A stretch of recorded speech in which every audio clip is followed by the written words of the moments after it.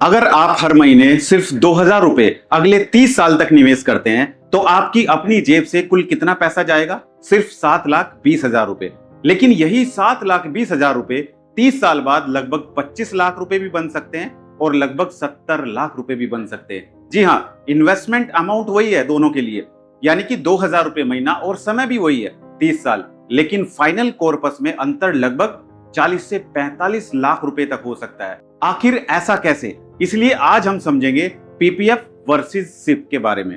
अगर आप पीपीएफ में हर महीने 2,000 रुपए निवेश करते हैं और कैलकुलेशन के लिए आज की 7.1% सालाना ब्याज दर को मान लें तो 30 साल बाद आपका कॉर्पस लगभग 24 से 25 लाख रुपए के आसपास हो सकता है। वहीं अगर आप म्यूचुअल फंड में सिप के जरिए हर महीने 2,000 रुपए निवेश करते हैं और लंबे समय में औसतन 12% एनुअल रिटर्न का सिर्फ एक एजम्पशन ले तो 30 साल बाद यही रकम लगभग 70 लाख रुपए के आसपास पहुंच सकती है। तो क्या इसका मतलब यह है कि पीपीएफ में पैसा लगाना गलत है?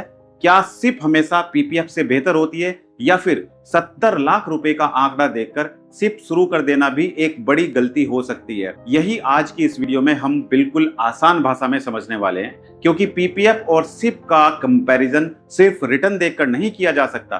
दोनों का रिस्क अलग है, दोनों की लिक्विडिटी अलग है, दोनों का टैक्सेशन अलग है, दोनों का इन्वेस्टमेंट स्ट्रक्चर बिल्कुल अलग है, और सबसे महत्वपूर्ण बात, दोनों का पर्पस भी अलग हो सकता है। इसलिए इस वीडियो को आखिर तक जरूर देखिए, क्योंकि आखिर में मैं आपको यह भी समझाऊंगा कि किस तरह के इन्वेस्टर के लिए पीपीएफ ज्यादा सुटेबल हो सकता है, किसके लिए सिप यूजफुल हो सकती है, और क्या किसी व्यक्ति को पीपीएफ और सिप दोनों को अपनी फाइनेंशियल प्लानिंग में शामिल करना चाहिए।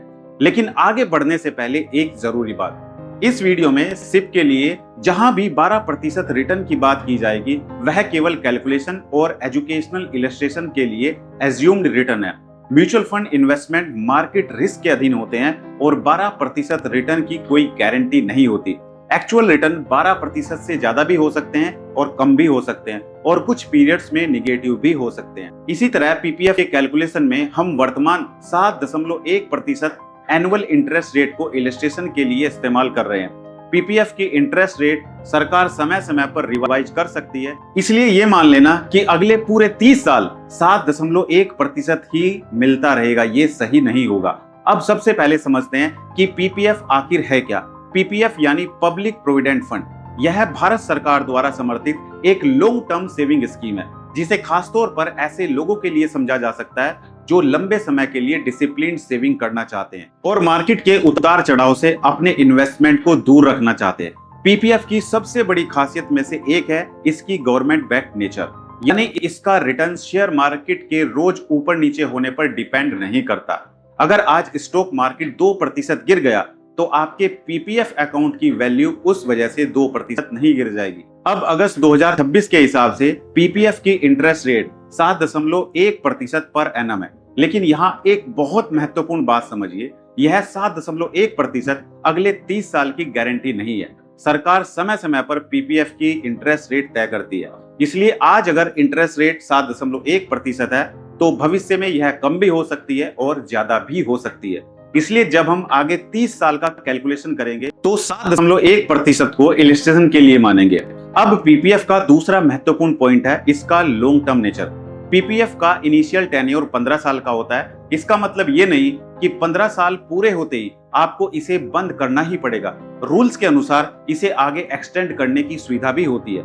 इसलिए 20 साल, 25 साल या 30 साल जैसी लॉन्ग टर्म प्लानिंग में भी पीपीएफ को इस्तेमाल किया जा सकता है, बशर्ते एप्लीकेबल एक्सटेंशन रूल फॉलो किए जाए। लेकिन इसका एक दूसरा पहलू भी है।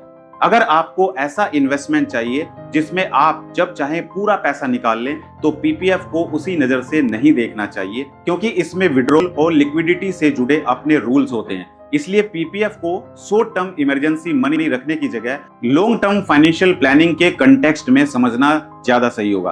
अब आते हैं सिप पर, और यहाँ सबसे पहले एक बहुत बड़ा कंफ्यूजन दूर करना जरूरी है। सिप अपने आप में कोई इन्वेस्टमेंट प्रोडक्ट नहीं है। सिप का मतलब है सिस्टमैटिक इन्वेस्टमेंट प्लान, यानी म्यूचुअल फंड में नियमित रूप से पैसा इन्वेस्ट करने का एक तरीका। जिस तरह आप हर महीने एक निश्चित तारीख पर 2,000 रुपए इन्वेस्ट कर सकते हैं, उसी को हम सिप कहते हैं। इस वीडियो के कंपैरिजन में जब मैं सिप कह रहा हूं तो यह मुख्य रूप से long term equity oriented mutual fund SIP का इलस्ट्रेशन एग्जांपल ले रहे हैं। अब पीपीएफ और इक्विटी म्यूचुअल फंड सिप में सबसे बड़ा अंतर यहीं से शुरू होता है। पीपीएफ मार्केट लिंक नहीं है, लेकिन इक्विटी म्यूचुअल फंड का पैसा स्टॉक मार्केट से जुड़ी सिक्योरिटीज में इन्वेस्ट होता है, इसलिए म्यूचुअल फंड की वैल्यू ऊपर भी जा सकती है और नीचे भी। मान लीजिए आपने सिप शुरू की और कुछ समय बाद मार्केट 15%, 20% या उससे भी ज्यादा गिर गया। ऐसे समय में आपके इन्वेस्टमेंट की करंट वैल्यू भी गिर सकती है और यही इन्वेस्टर की असली परीक्षा शुरू होती है, क्योंकि बहुत से लोग म्यूचुअल फंड में इस उम्मीद से आते हैं कि उन्हें हर साल 12% रिटर्न मिलेंगे, लेकिन ऐसा नहीं होता।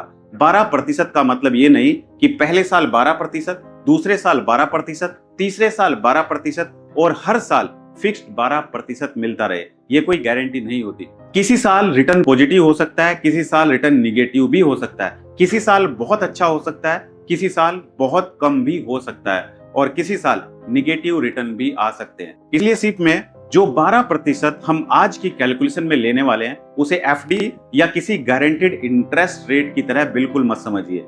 लेकिन फिर सवाल आता है कि जब सिप में गारंटी नहीं है, मार्केट रिस्क है और वैल्यू नीचे भी जा सकती है, तो लोग लॉन्ग टर्म वेल्थ क्रिएशन के लिए इक्विटी म्यूचुअल फंड की तरफ क्यों देखते हैं? इसके पीछे एक बहुत पावरफुल कंसेप्ट है, कंपाउंडिंग और लॉन्ग इन्वेस्टमेंट होरिजन।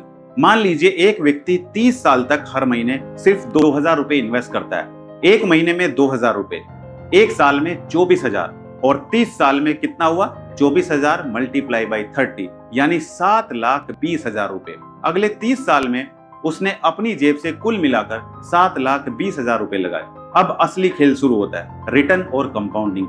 अगर इसी 2000 रुपए मंथली इन्वेस्टमेंट को हम पीपीएफ में इलस्ट्रेशन के तौर पर वर्तमान 7.1% रेट ऑफ इंटरेस्ट के आसपास कैलकुलेट करें तो 30 साल में कॉर्पस लगभग 24 से 25 लाख रुपए के आसपास पहुंच सकता है। यानी आपकी कंट्रीब्यूशन लगभग 7,20,000 रुपए और बाकी ग्रोथ कंपाउंडिंग की वजह से। लेकिन यही 2000 अगर इक्विटी म्यूचुअल फंड सिप में जाए और पूरे 30 साल में एवरेज एनुअलाइज रिटर्न इलस्ट्रेशन के तौर पर 12% मान लिया जाए तो अनुमानित कॉर्पस लगभग 70 लाख रुपए के आसपास पहुंच सकता है। अब स्क्रीन पर इन दोनों नंबर्स को एक साथ देखिए। पीपीएफ लगभग 25 लाख रुपए और सिप लगभग 70 लाख रुपए। कंट्रीब्यूशन दोनों में लगभग सेम यानी कि 7,20,000 रुपए।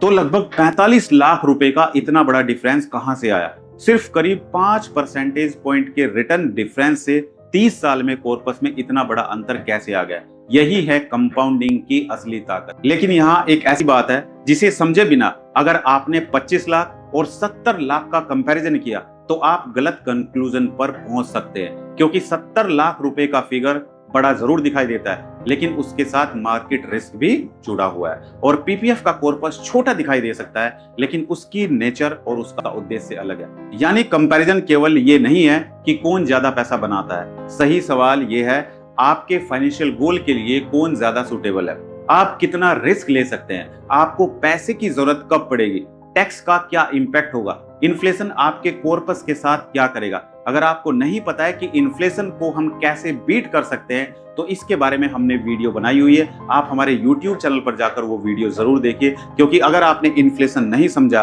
तो दोस्तों आपके पास अगर 50 लाख रुपए भी होगा तो वो 50 लाख रुपए भी कम पड़ जाएगा।